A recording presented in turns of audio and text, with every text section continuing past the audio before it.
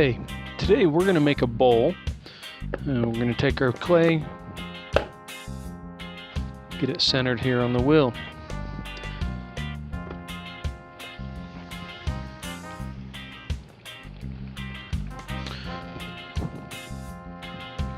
This is called wheel wedging, where you squeeze the clay from the bottom, pull it up, make it a little bit taller, and I'm going to push it back down. You do this a couple of times and it helps get the clay centered. I do this especially if the clay is a little bit stiff or if I have a little bit bigger piece of clay.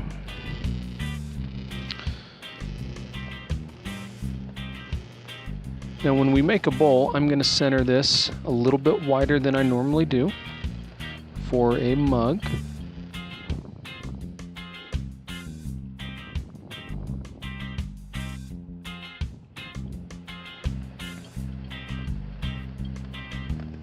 Get it out about there, so you can see it is wider than what we did for the mug.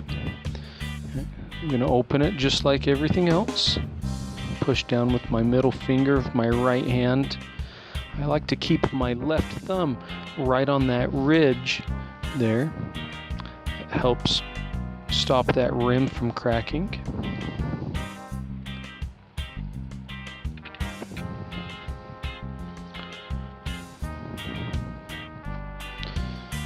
Okay.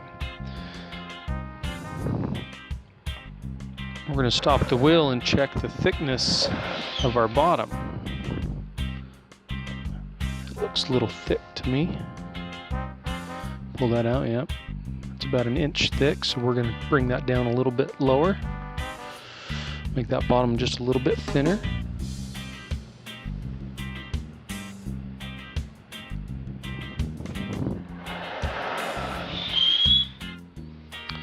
We're going to try it again. There we go. About 1/2 inch thick.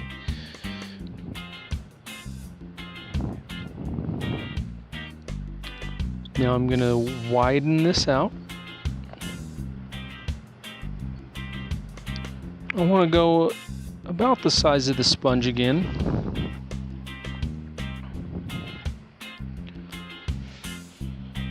I want to make sure that it's nice and smooth.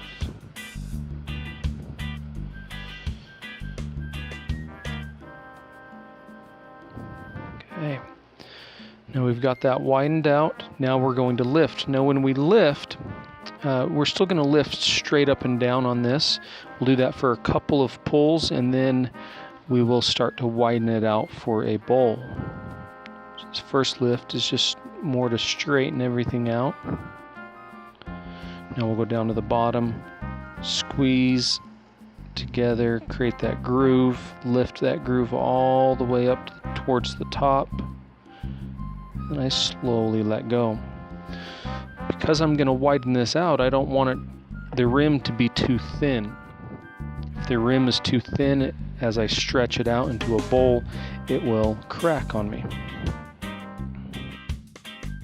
Down to the bottom, squeeze, pull up. You can see that I'm slowly stretching it out into a bowl.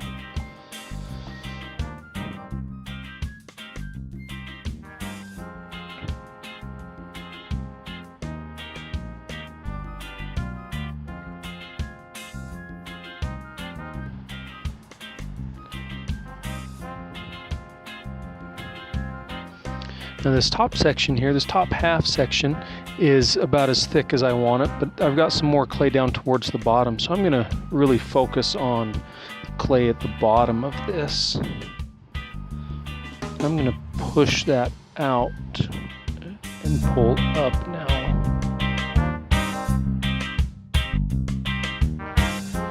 Slowly let go. Okay, I've got lots of water in there. I need to get that water out.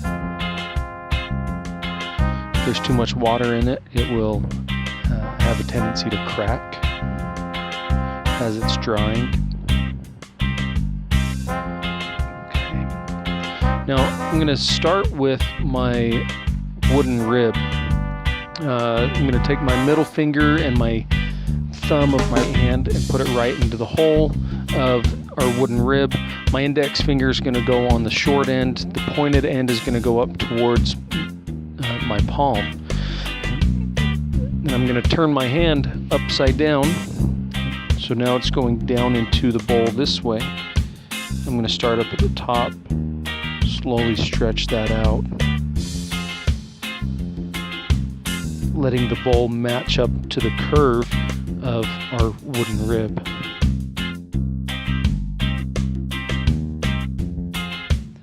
Now I'll switch to the metal rib, and I'll use this curved side. Right down at the bottom, I'm going to make that nice and smooth. I want a really smooth transition from the wall of the bowl down across the bottom. If I were to drop a marble in there, I want it to roll down this side all the way across, back up the other side. I don't want it to get stopped down on the bottom. That also helps when we're using it to be able to get all of the food, all of your ice cream out of the bottom of the bowl. Make sure that rim is nice and round and smooth. A lot of my bowls, I like to give it just a little bit of a accent on the lip here. I'll go back to my metal rib. I'm going to use the corner of it and just put a little line in there. It's not very deep, and you may not even see it. Sometimes when we glaze, though, depending on what glaze we use, you can use that line as an accent line.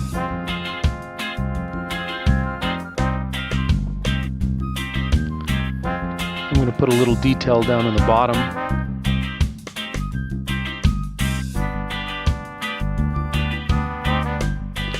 Put a little swirl in there. I need to smooth that out with the sponge.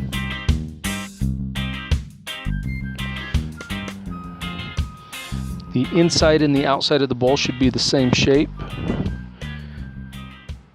We'll trim that up to make it match even better.